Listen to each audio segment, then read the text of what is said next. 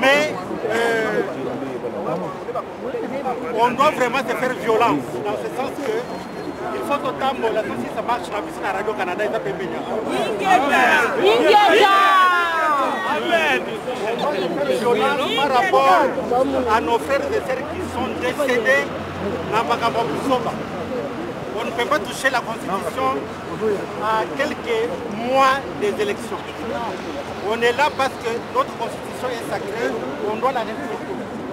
Et pour ceux qui sont morts, pour cette bêtise, nous allons marcher. On n'a pas la protection de la police, mais nous allons nous engager en tant que communauté de Rotambola.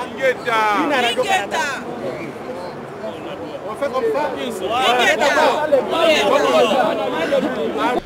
Alors bonjour monsieur, nous sommes ici pour vous interroger, on est le bonnet des patriotes. On voulait s'excuser déjà parce qu'on n'a pas préparé de questions, parce que c'est vraiment le hasard qui a fait qu'on vous rencontre.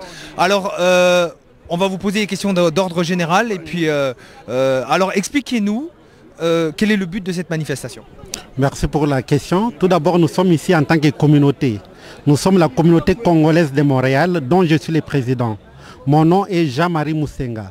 Alors pourquoi nous sommes ici? Tout simplement parce que dans notre pays, dernièrement, il y a eu des morts suite à la tentative de changement de constitution qui permettrait au président actuel de rester encore au pouvoir. Notre constitution dit ceci: au bout de 2 années et de 2 ans de mandat, on ne peut plus se représenter. Alors lui, il veut modifier cette constitution-là pour se représenter pour la 3e fois.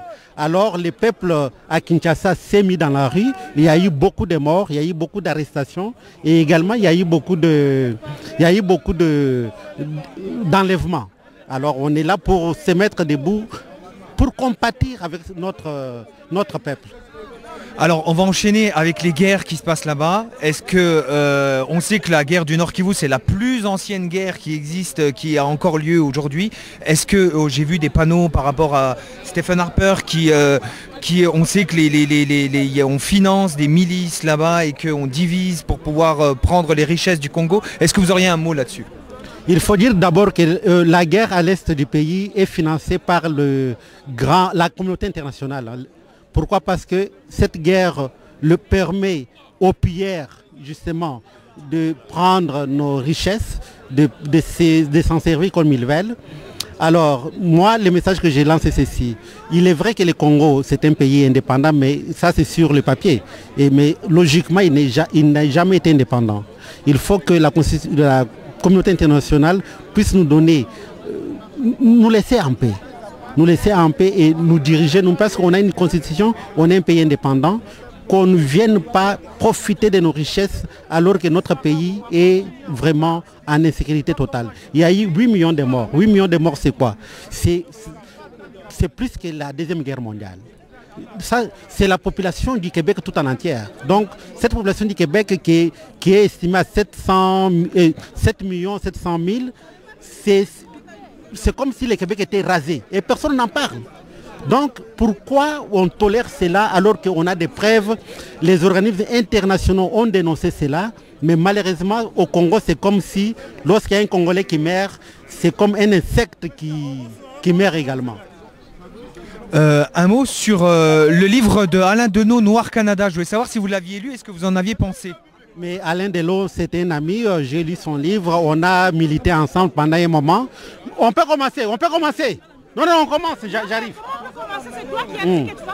Alors, pour dire que Alain Deneau a dénoncé beaucoup de choses.